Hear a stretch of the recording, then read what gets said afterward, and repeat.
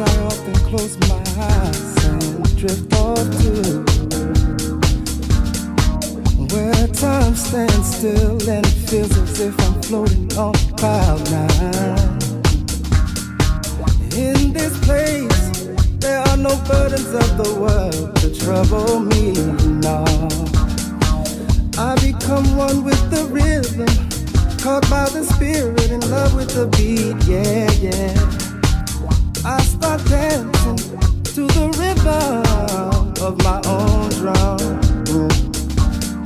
sweating away all my urban blues.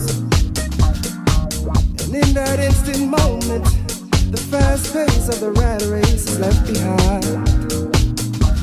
And right now, what could be sweeter? I'm just passing time. I'm telling you we should.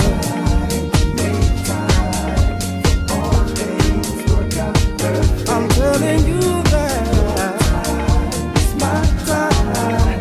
All things working eventually in time.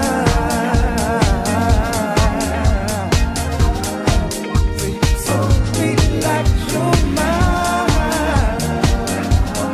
Oh, everything will got in time. When things don't seem to go your way, it's okay. You have to be patient, humble you must stay. I know that you might not want to wait, but don't give up, no. Don't be afraid.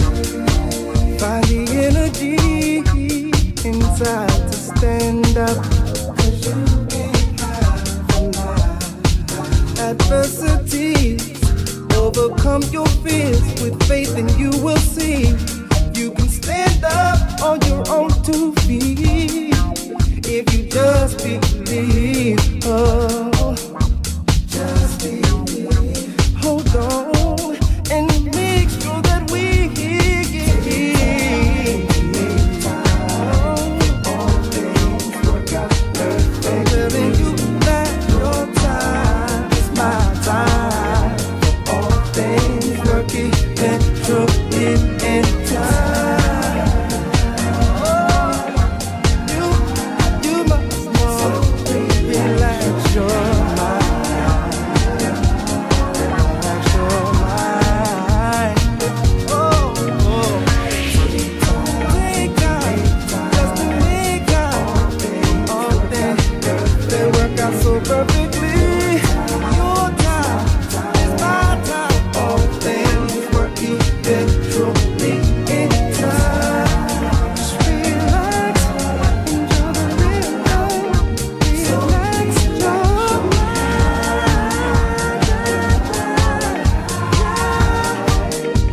Just relax your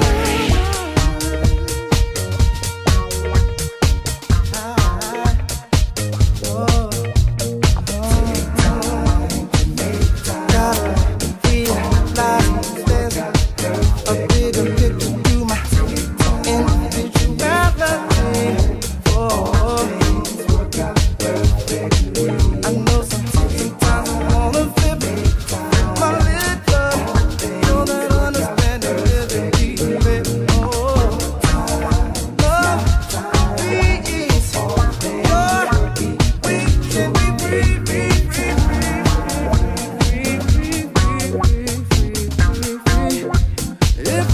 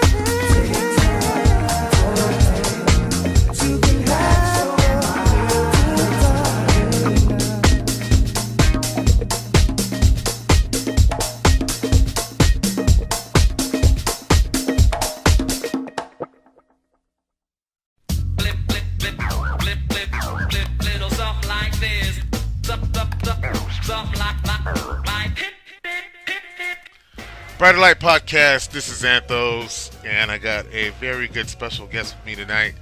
A very old friend of mine that I've known you since what? You were like 2 years old?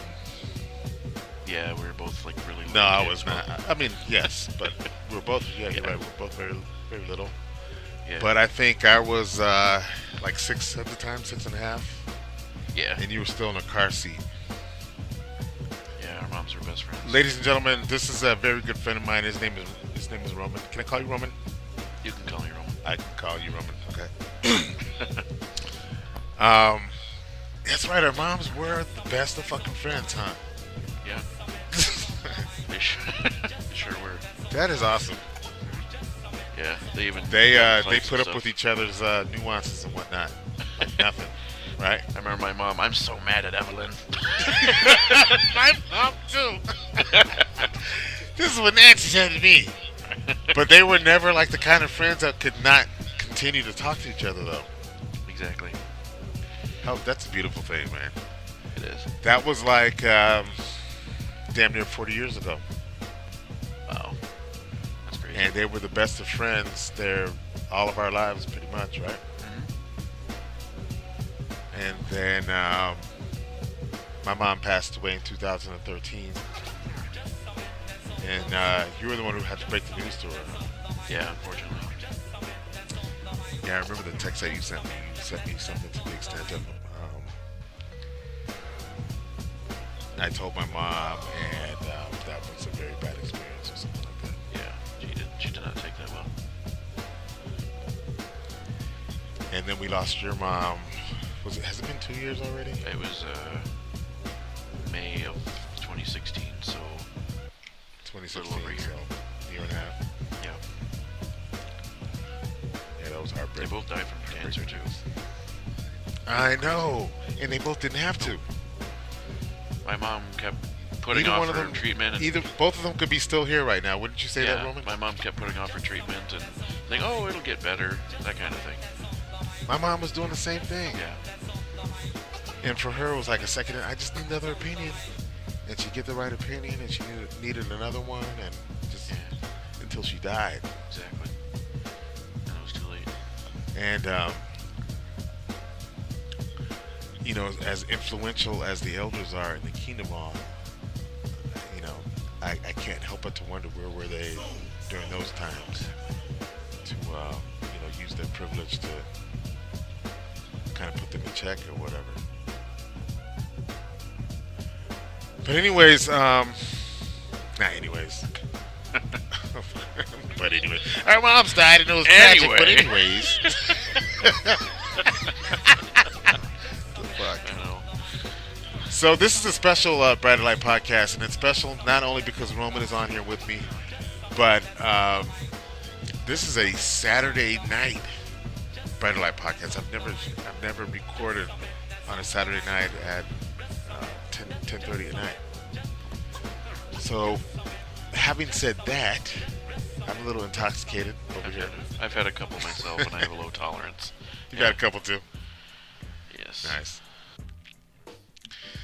So Roman, I wanted to get you on here for a long time, and I didn't know exactly what we would talk about, but I knew I wanted to get you on here because you're a funny and intellectual dude. But somehow we came across a perfect discussion. And how did we come into that discussion? By the way, there was a meme. Actually, I posted a meme of a little girl with her middle finger, and it said something about her. I said, this is how I felt about going out in service instead of watching cartoons on Saturday morning. And then what did you comment? I said something about how going door to door give. I said I Social. believe that it's responsible directly for my social anxiety Right. and my fear of meeting And how would people. you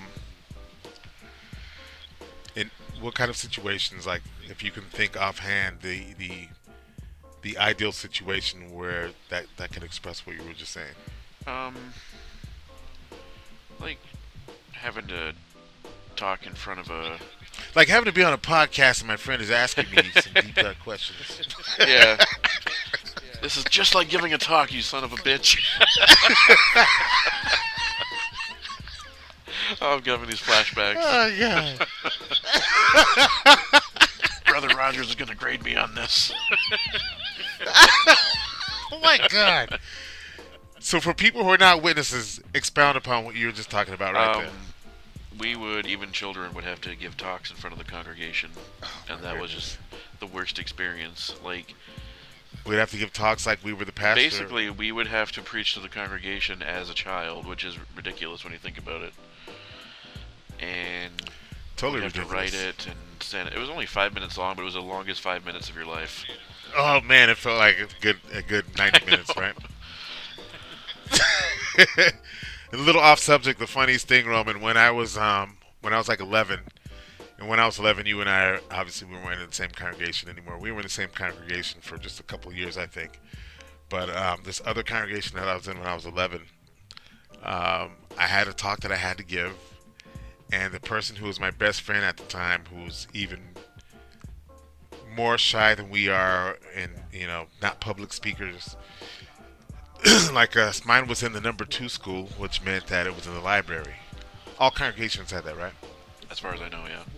As far as I know too. So mine was in the library, and his was in the main hall, and they were at the exact same time. And I'm trying to give my and I can hear like the reverberation and echo of this dude reading his scriptures, knowing what he's probably going through. And I'm trying to give my talk without just fucking cracking up and laughing at this dude struggling through his talk. Because I think he like had like 8 dyslexia or something like that. Oh, God, no. So it was 1,000 times more challenging for him. Yeah. So I'm listening to him, and I'm like trying my damnedest not to fucking laugh the entire time. It was so funny. Poor kid. So I'm sorry. Go ahead. You were gonna talk about how you think it's related. Yeah, just like having to, even at work, like if I have to talk in front of a group of people, just that familiar feeling of all the eyes on me, everyone watching. Right.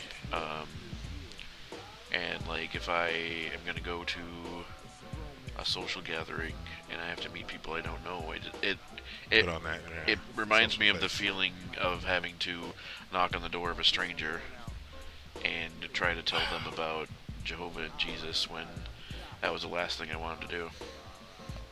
Yeah, just talking about normal things is like it's like a challenge sometimes. I know what you're talking about. Yeah. I generally, to be honest with you, I know exactly what you're talking about. But I think maybe because I'm because I'm a little bit older than you, that I've come to a place to where, and it's not every time, but a lot of the times I can do what I got to do to get through it.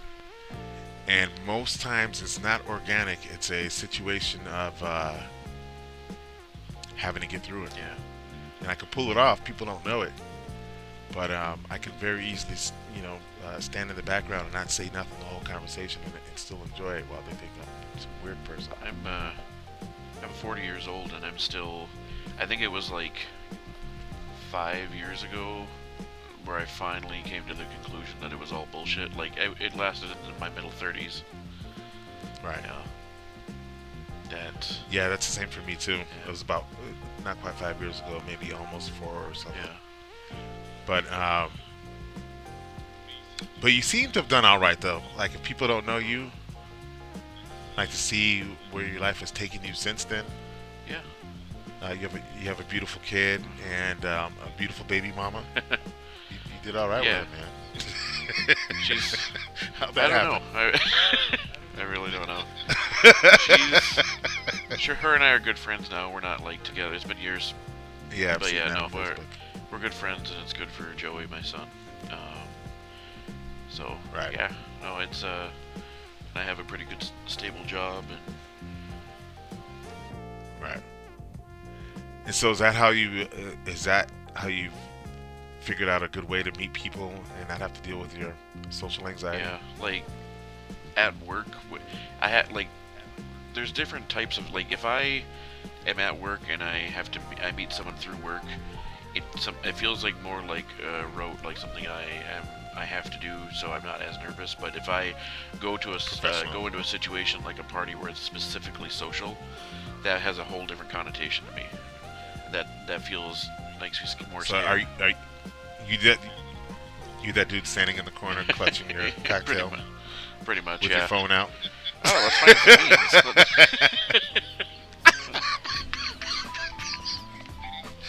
I saw this video once, and I wish I could find it again. I've looked for it for a long time, and they did this.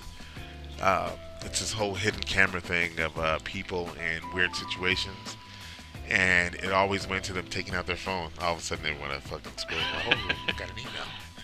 Yeah. Is that you? Oh, a special offer from eBay. So many pretty girls around here. Oh shit! Too bad I got an email. But I have to see what Google says here. Hold on.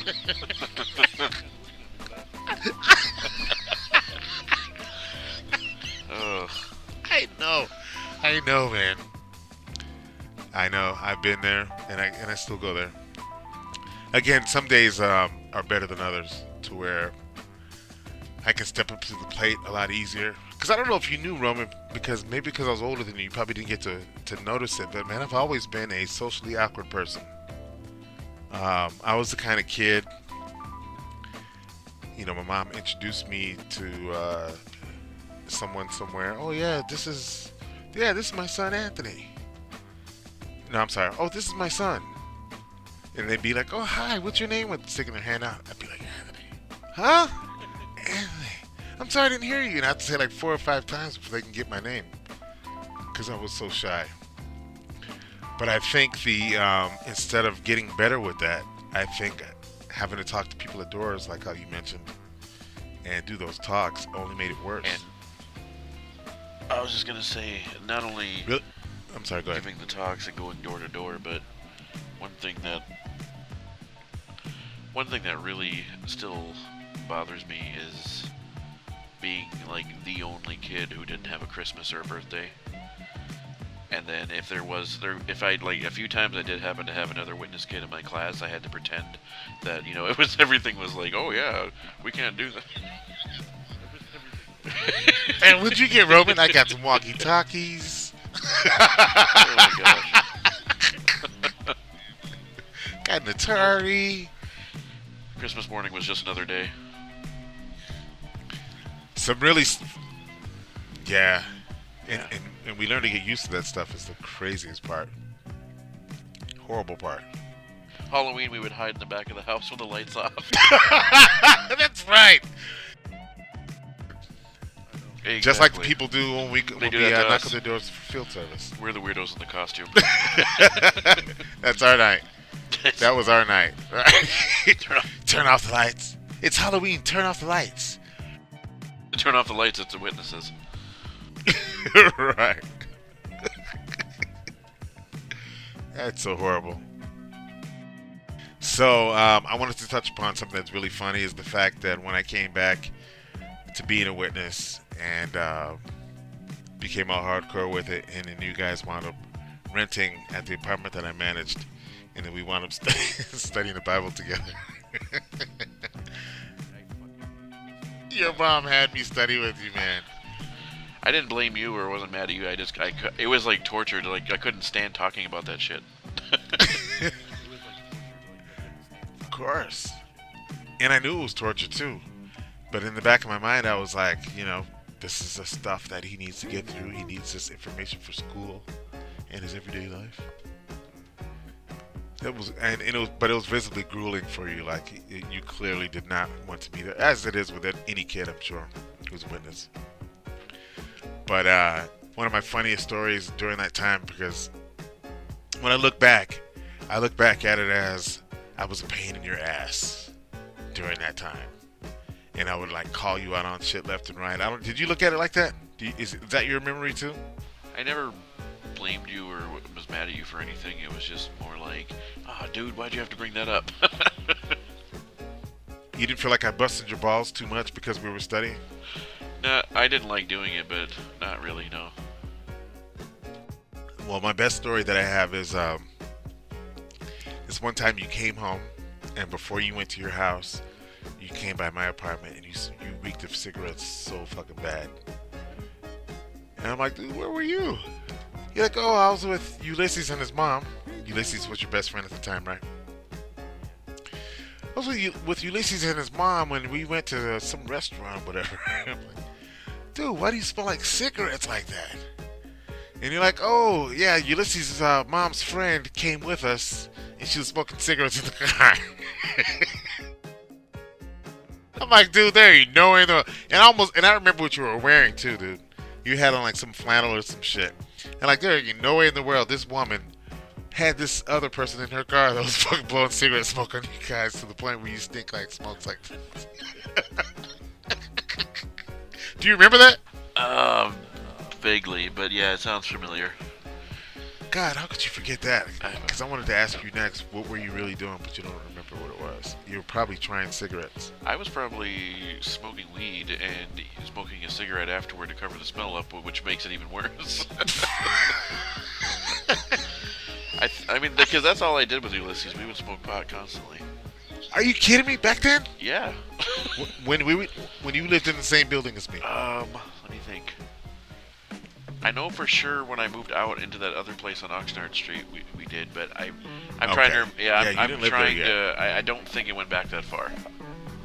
Okay. Yeah. But wherever you guys were, you must have been hanging around some worldly friends or something. Yeah, he had a few. You smelled like a big wet cigarette that night. Like, this dude crazy coming by here and smell like this? Oh, man. The jig is up, Roman. Confess. Now I gotta fucking talk to you about Jehovah for the next 15 minutes. Can we just play Street Fighter? Yeah, I was telling somebody about that recently. So Roman and I lived in the same building, and again, we've known each other most of our lives. And so when he moved into the building, our way of bonding with each other was we had this love for video games. And whatever the console was, one of us had the console, like the new one. And we always made sure to get Street Fighter.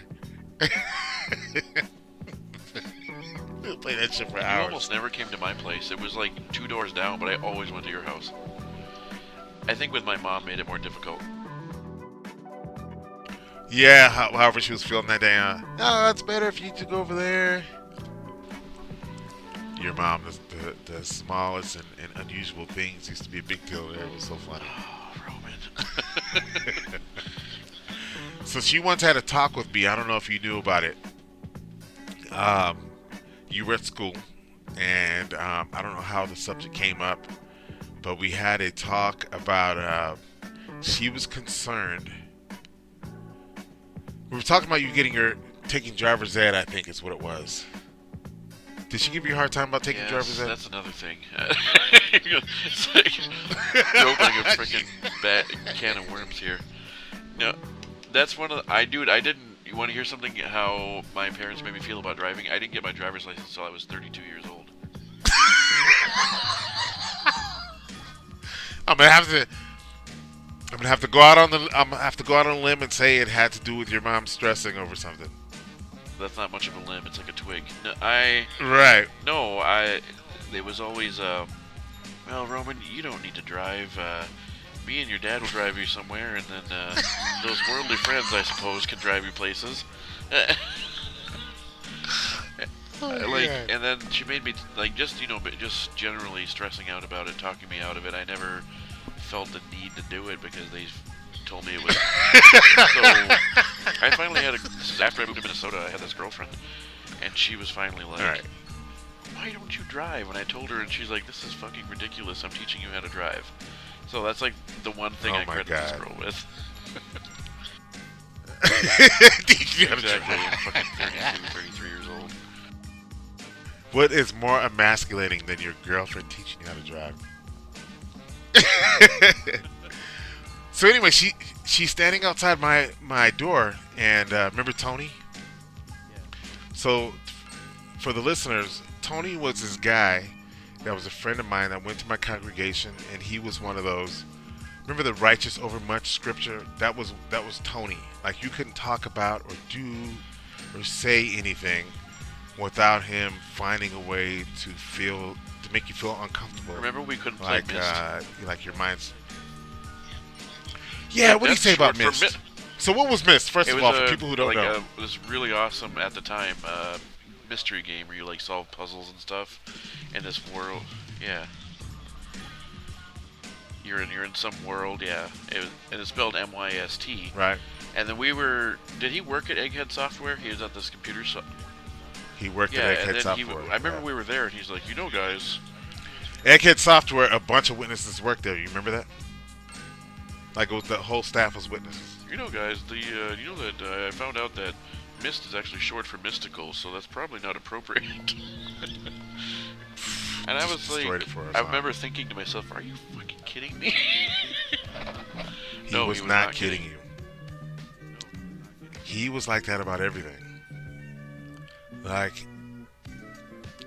no matter what you said or did, like you could expect him to have a scripture to just destroy it for you. But you know what's really funny, Roman? I don't know if I ever told you. So that was back in what, like late 90s, 96, 95, 97, something like that. We wanted getting back in touch with each other after I was disfellowshipped in 98, and he was no longer in. He wanted to go to Bethel, and like he was, as much as we thought he was a pain in the ass, he was even a pain in the ass for the elders with that stuff. So, you know, I don't know what he triggered in the elders to make them feel like, you know, they just weren't in control of him or something. But he later told me when we got in touch with each other, he was no longer in, and he says, dude, do you know why I left? I'm like, no. And remember, this dude, all he did was pioneer. This dude was like 19. He put his entire life on hold. All he thought about was pioneering and studying. If you ever saw him, he was on a break from going on a return visit or something. But he just didn't. He had no time. But anyways, he wanted to go to Bethel, and what he told me later in 2007, after he was out, he said the circuit overseer came to visit the congregation, and during his visit, we talked about my going to Bethel, and the circuit overseer told him that he sent his letter. I don't know what you got to send to go to Bethel, but whatever it was, the circuit overseer assured him that he personally took care of it. And he says, I was with him out in service, and I saw it sticking out of his fucking book bag, like sticking out like the top of it. He was able to see that it was his, and he goes, that did it for me, and I fucking left. And the crazy part about it is, at this point when he's telling me this dude had now become very successful. He went from Egghead Software to starting a company based on technology. Like a big company, not just like 10 or 12 people, like a full-on building. He had to been, for sure he's a millionaire now. But he was fucking everybody. Can you imagine that? This dude is all about the women, and he's like getting limousines and like just all this flashy shit. He had like the dopest, what is it, the SEL is the Mercedes? The SEL 500 or something? I don't know. But he had like the dopest Mercedes. And the last thing I heard actually is he drives a Phantom, a Bentley Phantom. But terrible part about it is I put him back in touch with Matt. Matt is, for the people listening, Matt is another friend of mine in Romans who lived upstairs from me, him and his wife. And Matt and I had been friends on Facebook. You knew about that, Roman. I think I connected you guys even. And I connected him with Tony. And the next time I talked to Matt, about 6 months later, it's like, dude, it's so great that you put me back in touch with Tony. We've been talking. He started to go back to the meetings, and he's reinstated. Ruined that dude's life. No, I'm just kidding. I know. Like, God damn it. Poor guy. Yeah. Dude, he escaped and made the best of himself. And gave it all back. So the last time I talked to Matt was a few weeks ago for the first time in a long time. And he says Tony is back to being that guy all over again. Like, God. yeah, that guy, brother. You know, you should rethink what That you're sucks. thinking here. I know, right? Damn it, Yeah. Anthos. Damn it. I totally regret that That sucks. because he was living. Yeah. Um,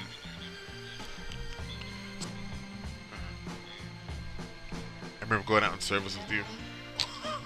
You're a teenager. God. You're trying to talk at the door. And I felt bad for you, but more than feeling bad for you, I felt like he needs to do this. It's your turn, Roman. You need to. God. As you knock on the door and count down to like how long is reasonable before you leave, right? Well, it's Remember been that? 2 seconds. Let's go. There's no one here. Let's go. Do Like, like why are a, you whispering, Roman? a light tap. You're barely touching the door. Knock right. Ugh. Okay, now ring the doorbell. Shut up, Anthony. I think you know what, man. I think that I think they got joy out of that discomfort that we experienced when we knocked on the door. Yeah. In some weird way, not in a direct way of, "Ooh, this is great," but like, knock again, motherfucker. Right? Yeah. That's how it was when I got in service with you. Like, I knew what you were trying to do. I knew how bad you wanted to pass really quick and how you minimally knocked. And I wanted you to knock. Kick that door. And, yeah. Let's make sure there ain't nobody fucking here. Don't pull that fucking shit. How warped is that, man? Yeah. God. What a waste of Saturday And- mornings. No business on a Saturday morning You know. for anybody under the age of 18 to be forced to use their Saturday that way. It's crazy that I stopped. I think I attended my last meeting when I was 17 years old, and Your parents let you stop going. I just stopped going, and I started coming up with excuses, and then it got to the point where I stopped having excuses, and I just said I wasn't going. And my mom, you know, that freaked her out, and Of it's course. nonstop. Your mom freaked out about everything. Right. Bless her heart. Yeah. That's always worst case scenario. That's another thing. I'm just always like, for me, things are always worst case scenario. Like, I have a headache. Oh, I must have a brain tumor. You know? That was your mom. That's exactly right. Oh, dude. I don't even know if you know about this, but I remember your mom contacting me. I don't know if she came to my door or called me, but you stepped on a needle. Did you step on a needle or Yes, something at the I beach? did. Oh, What if it has AIDS in that it? is what it was. That's Yes. exactly what she told me. Roman stepped on an AIDS needle. That's how everything was for her, though, right? It was always the worst case scenario. That's all.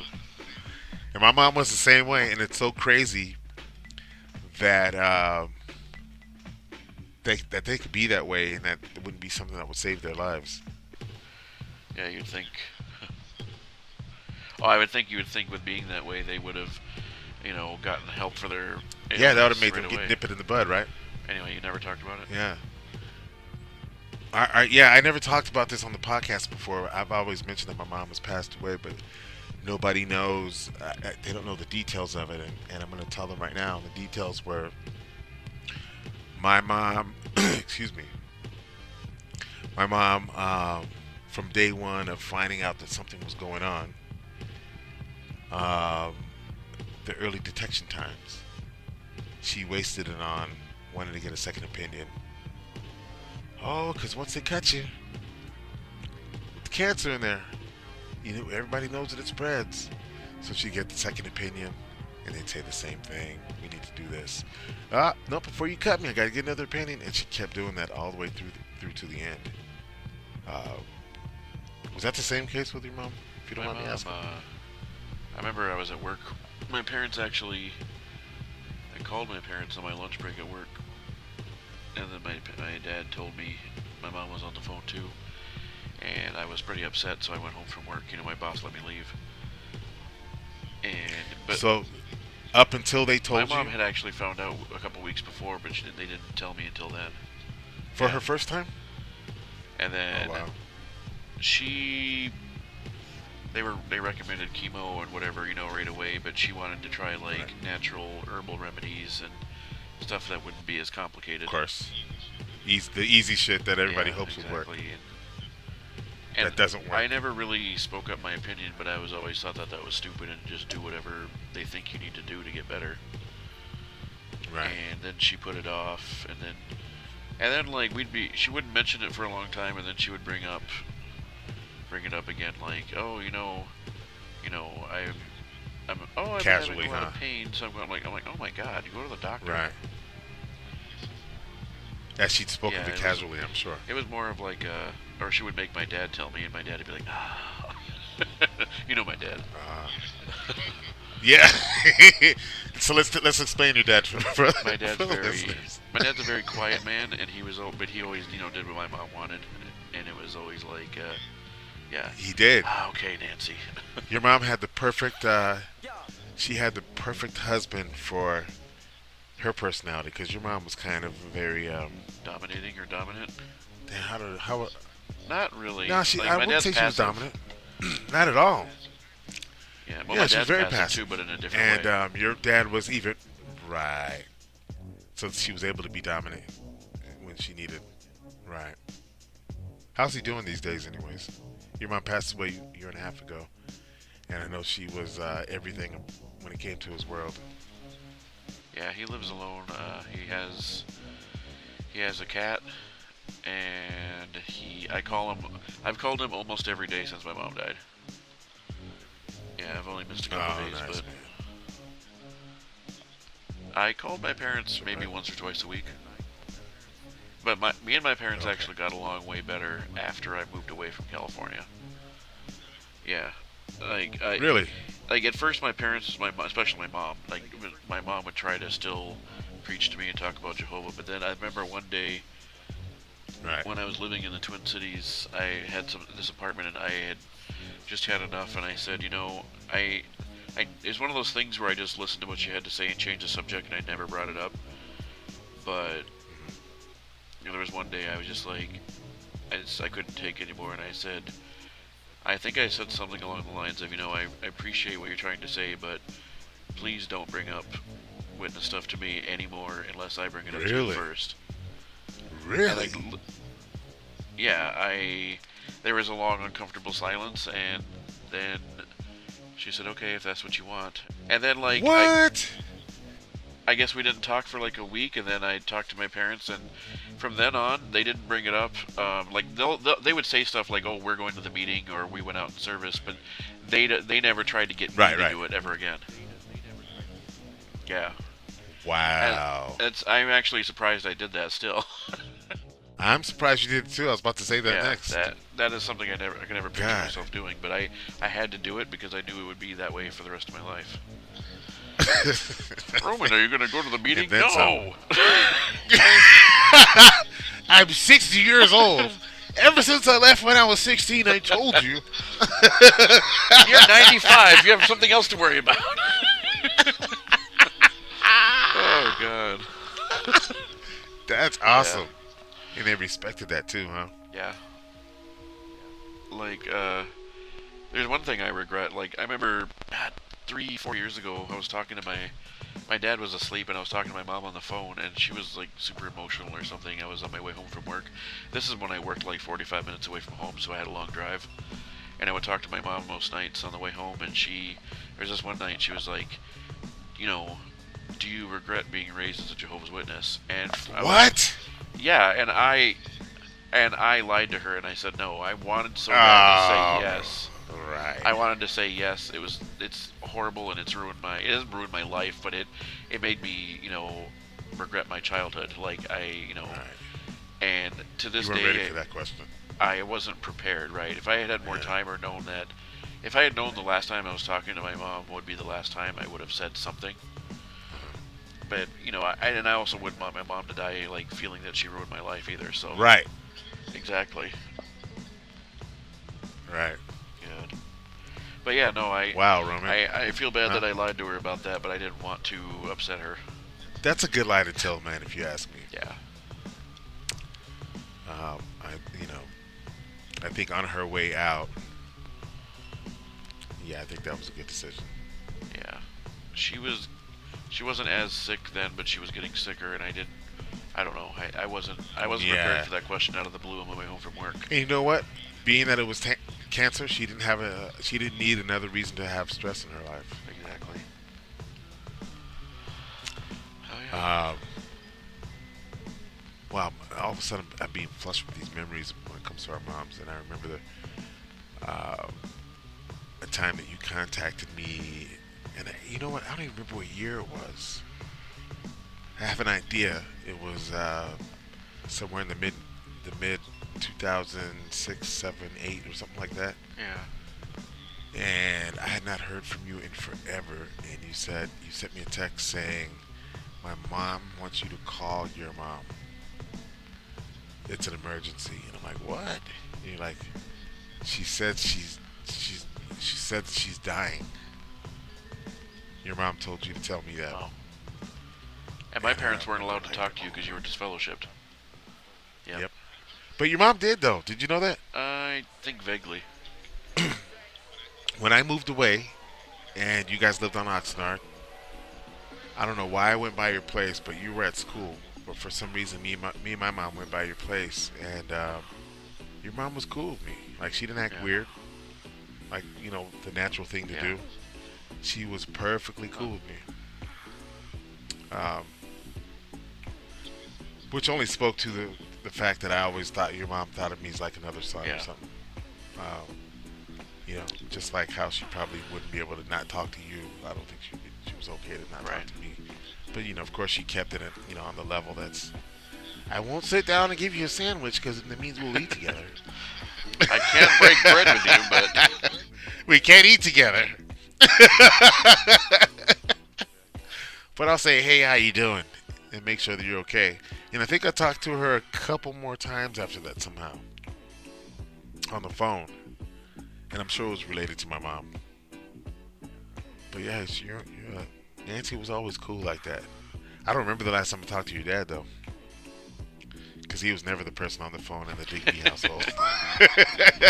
exactly. He My only talking to your dad would have very faintly in the background here, "Hey Anthony."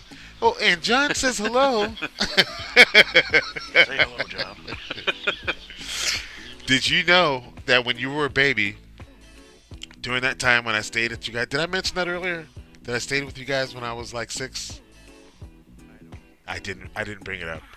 So when I was like 6, when I first met Roman and his family, my mom was having some kind of a surgery. I don't know what it was. I was too young to know.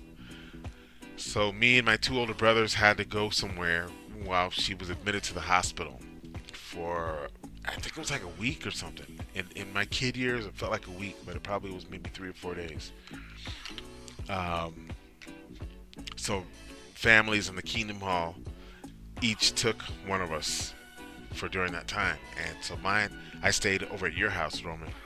And I was just telling somebody how I had a pee problem still, and I was peeing in the bed in your house. Your mom tried so hard, but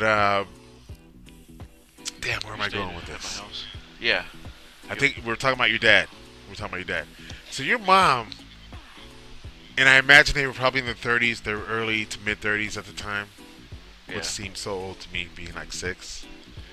But your mom was being a pain in the ass to your dad in some way, which you will probably never believe this. Yeah. And they had some dumb argument that married people can have in the car as we pulled up to the And your dad took me and you out of the car and took us in the house, and your mom stayed in the car mad, like, "I'm not coming to the house." So I don't know what it was. But you're not going to believe this about John, dude. Your mom called on the phone, from a payphone somewhere, and thought that she was going to keep the shit going or whatever. And your dad was like, "Get home now," and fucking hung up on her face. I did not know that. Oh my god, dude.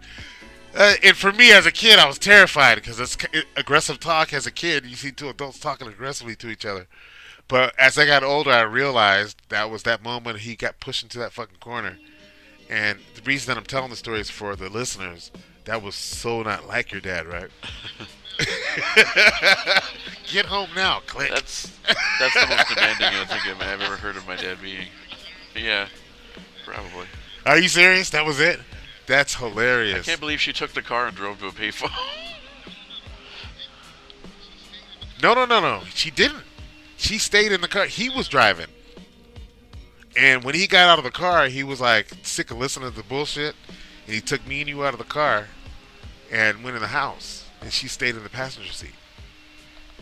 So she probably walked to the corner to Norm's or whatever was over there. Remember? Oh yeah, because this is before cell phones. There were plenty of places where she could have gone to make a phone call at that time. Right. You guys lived right at that intersection. Yep. Norm's, Ralph's, all that. Yeah, all that shit. They never pressured you to get baptized? They would bring it up. They would have me. They made me talk to the elders about it when we had a shepherding call. That was the worst. Whatever. Yeah. I don't know. They're like, do you think you're ready? I'm like, not quite, but I will be. Shepherding call. More like she called these fucking guys over the corner. You into getting baptized, right? Yeah, and I kept putting it off and putting it off, and thank God I never did it. Because there was no disfellowshipping to come when I decided to stop, I know. That was the best decision I ever made. You know what's crazy, dude? And now that I'm not a witness anymore, it's not crazy at all. But you know what was crazy to me? Is what you named your child. Oh, yeah. And how you could have told your parents that. I was like, whoa, this dude's got some fucking balls. Yeah. My child was named Trinity, which is a highly Catholic term. Right. And I remember telling my mom, and my mom... What did that mean to the witnesses, though? For those who are not witnesses or not ex-witnesses. That was like the most worst thing you could ever name a kid. And I remember because the name was Trinity Rose, and I remember my mom saying, well, I'm just going to call her T Rose. Call her Rose. T Rose. T Rose. And then she was like, right, John? And my dad was like, I don't know, dear.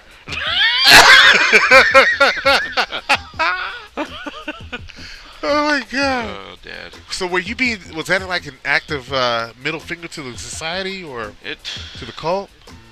What went behind that? I never got to ask you It that. kind of was. It was kind of like, well, I'm a big sci-fi geek, and Was it a tribute to Nate and the Matrix? like that. The first I ever heard of it, there was actually this.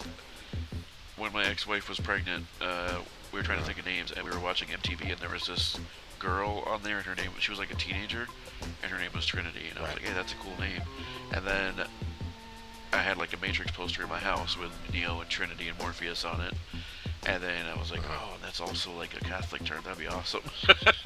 And Wow, and dude. I kind of talked my ex into it. I think it was kind of like a mutual decision. It was you. It was all you, mainly? Mostly, yeah, I think. Wow. Dude, when I first heard of the name of your daughter, because I still believed the bullshit. I still believed all of it. Man, I had such a mixed emotion of how I felt about it. And one of them was, this dude has lost his mind. Why did he name his daughter something demonic? And the other part was, the fucking dude has balls. What the fuck? Like, it just spun my fucking head around, dude. Yeah. Big time. I'm sure with everybody you knew, too. It was like Come to think of it. having a son and naming him Beelzebub or something. Right, Lucifer. Yeah, meet Lucifer Digby. This is my son Lucifer. All casually and shit. That's awesome. And another one of my feelings was I was like another level of respect that I had for you too, even though I was still wrapped up in the cult and thought it was fucking ridiculous of me to fucking name your child something so crazy. Name your son something so crazy. I'm like, dude. But the other side of it was, fuck, respect. For sure. So much respect for that shit. Don't nobody do that. You probably don't know anybody who's named any child something that would be so crazy to the witnesses or witness parents. So did she really move on to use T Rose all the time? She eventually softened on it and she just called her Trin. Yeah. Yeah. Man, I miss Nancy, dude. And calling my mom was always kind of stressful. There was always a new, like, like she would always have, and like besides the cancer, there was always something for her to be stressed out about. But I still like, what I would give to call and be able to hear her stress about something ridiculous. To hear her stressing over some. Right, I know, man. I do that with my mom too. I do that all the time. My last dealings with my mom was when I was selling cars, and I think your mom was probably exactly the same. And if she's not, I'm sure you can find a way to relate because you knew both of them so well. So my mom called me. Fuck. She called me and I was heavily like tied up in this deal. And we talked, and I let her talk all she wanted to because I knew she wasn't doing well, even though she wasn't telling me.